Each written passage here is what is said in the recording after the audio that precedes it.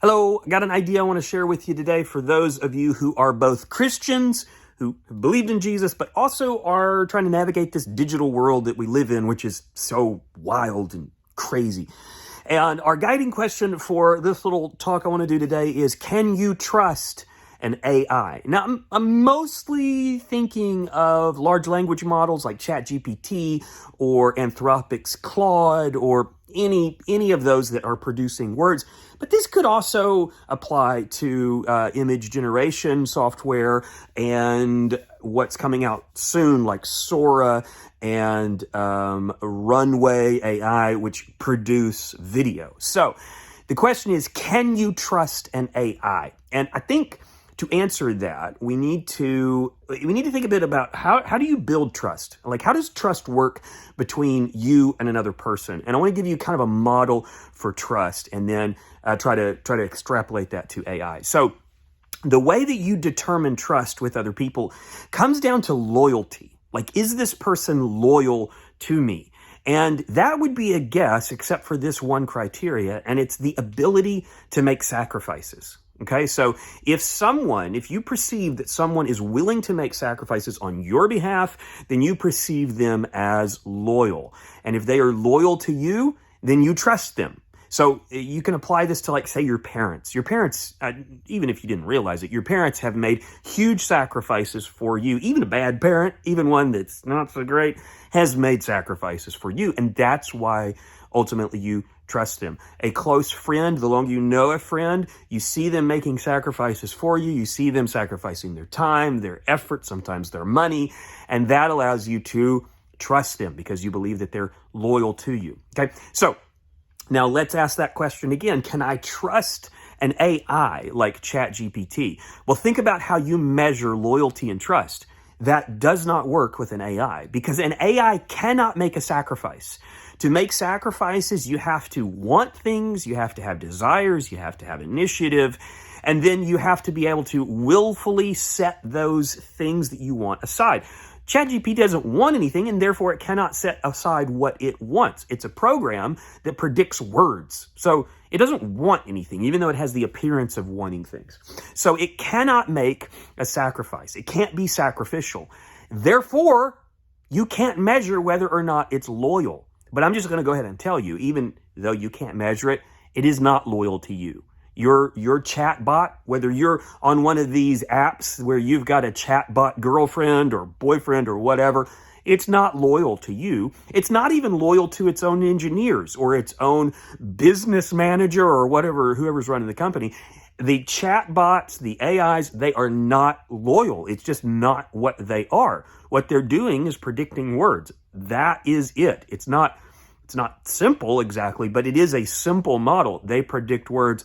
They are not loyal. So, can you trust an AI in the same way you can trust a person? Absolutely not. You just can't.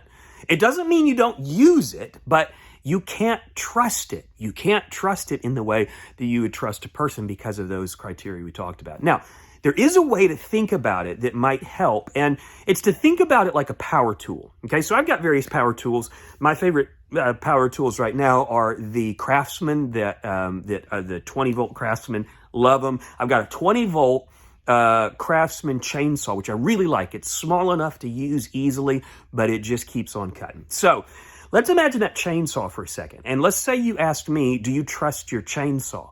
Well, what I would want to know is, in whose hands? Okay, so if I put my chainsaw in my 3-year-old's hands, no, I do not trust my chainsaw in my 3-year-old's hands. But that's just to say, I don't trust my 3-year-old to use a chainsaw safely. But do I trust it in my father-in-law's hands, or my dad's hands, or my brother's hands, or my hands? Yeah, any of those people I would trust to use the chainsaw responsibly and safely. So AI is a little bit like that. It really is more of a question of, do you trust who's using it? Because it's a tool.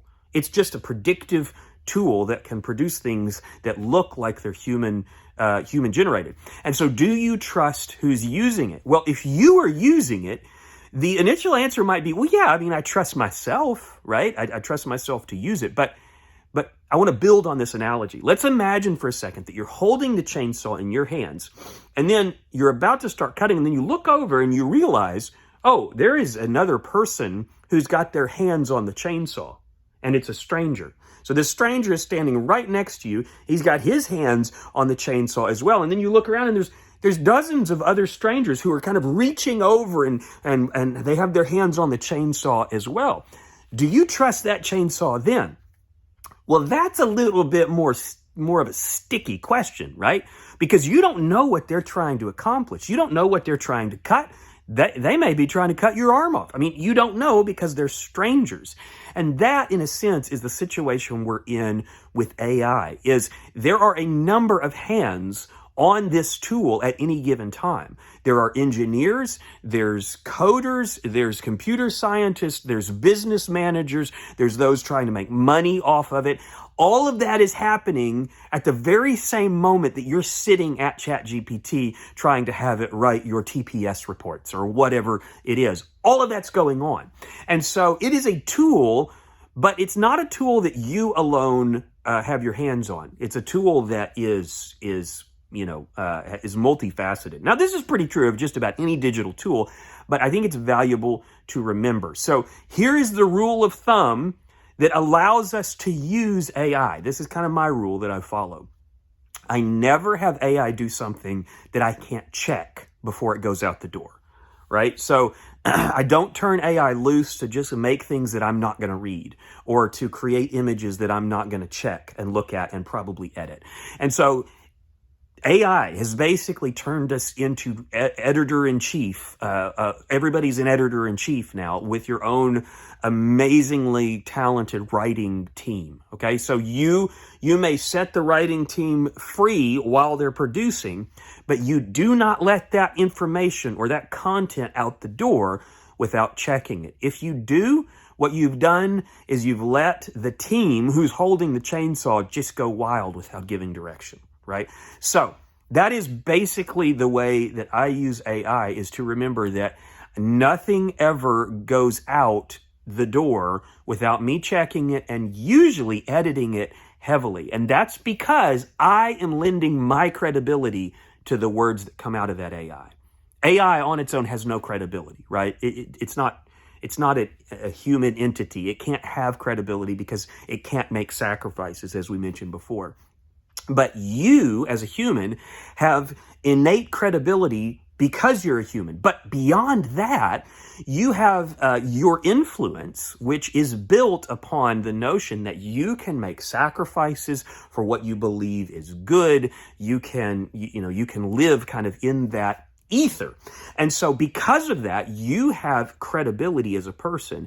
And that credibility you then loan to your AI assistant while it's producing things. And, as that content goes out the door, then it's got your name on it. It's got your stamp on it. And so whether an AI did it or you wrote it line by line, it is still imperative that you think of it like this, that my credibility is stamped on this thing, and I ruin my credibility if I let an AI produce something that is garbage or something that doesn't represent my messaging or my, what I'm trying to accomplish. And so, rule of thumb, bottom line, don't have AI do anything that you can't check before it goes out for public consumption.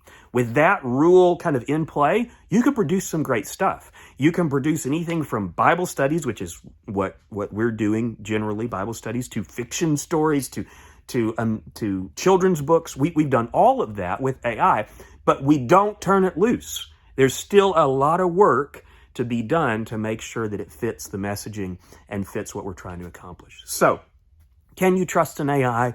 Absolutely not. But you might be able to trust yourself with an AI, provided you have the time and the willingness to put in the effort to check what it produces.